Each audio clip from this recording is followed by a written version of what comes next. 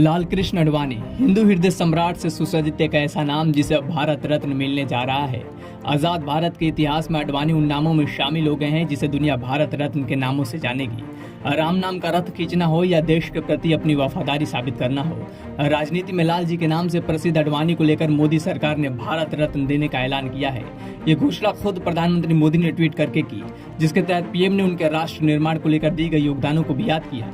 हालांकि कुछ राजनीतिक जानकार इसे सियासी कदम बताते हुए एक तीर से दो निशाने बता रहे हैं। भारत रत्न से जुड़े फैसले को सियासी पक्ष बताने की वजह क्या है, इस पर हम नजर डालेंगे, लेकिन उससे पहले लाल कृष्ण अडवाणी एक नेता के तौर पर कैसे काम कर रहे हैं उसे जान लेते हैं। 96 साल के लाल कृष्ण अडवाणी फिलहाल भाजपा मार्गदर्शक मंडल के सदस्य हैं। बीजेपी के प्रति उनकी योगदान को देखते हुए पीएम ने कहा कि मुझे ये बताते हुए बहुत खुशी हो रही है कि लाल कृष्ण अडवाणी जी को भारत रत्न से सम्मानित किया जाएगा। मैंने भी उनसे बात की और इस सम्मान से सम्मानित होने पर उन्हें बधाई दी।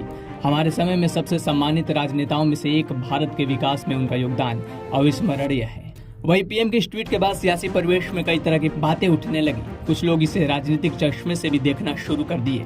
दरअसल लोकसभा चुनाव 2024 से पहले समाजवादी नेता कर्पूरी ठाकुर के बाद राष्ट्रवादी नेता लाल कृष्ण अडवाणी को भारत रत्न दिए जाने की घोषणा के साथ ही प्रधानमंत्री मोदी ने केंद्र में तीसरी बार सरकार बनाने के समीकरण तैयार कर दिए हैं। कुछ राजनीतिक जानकारों का मानना है कि मोदी सरकार के इस फैसले से राजनीति में अंदर और बाहर दोनों ही जगह सियासत साधने की कोशिश की गई है, क्योंकि अडवाणी को लेकर देश के लोगों में आज भी आरएसएस की विचारधारा कायम है, जिसे संघ परिवार की विचारधारा के तौर पर भी देखा जाता है। दरअसल भाजपा के नए नेतृत्व के काम संभालने के बाद अडवाणी को पहले राष्ट्रपति बनाने और फिर राम मंदिर प्राण प्रतिष्ठा समारोह में बुलाए जाने को लेकर लोगों में एक तरह से मोदी सरकार के रवैये के प्रति नाराजगी देखी गई।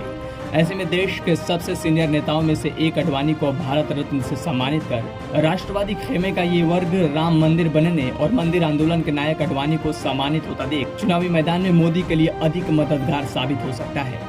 इससे पहले मोदी सरकार ने ही साल 2015 में उन्हें देश के दूसरे सबसे बड़े नागरिक सम्मान पद्म विभूषण से सम्मानित किया। वही भारत रत्न का ऐलान के बाद अडवाणी ने विनम्रता से इसे स्वीकार करते हुए कहा कि जो आज मुझे प्रदान किया गया है, ये न सिर्फ एक व्यक्ति के रूप में मेरे लिए सम्मान की बात है, बल्कि उन आदर्शों और सिद्धांतों के लिए भी सम्मान है जिनकी मैंने अपनी पूरी क्षमता से जीवन भर सेवा करने की कोशिश की।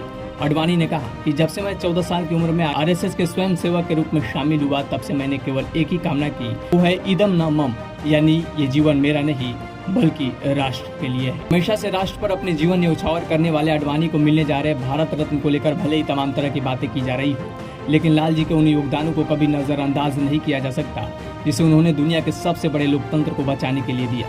बहरहाल हिंदुस्तान को एक बार फिर से लाल जी के रूप में भारत रत्न मिलने जा रहा है। क्या सोचते हैं आप मोदी सरकार की इस प्रतिबद्धता को लेकर? कमेंट बॉक्स में हमें जरूर बताएं और ऐसी तथ्यात्मक कवरेज के लिए बने रहिए दी राजधानी के साथ।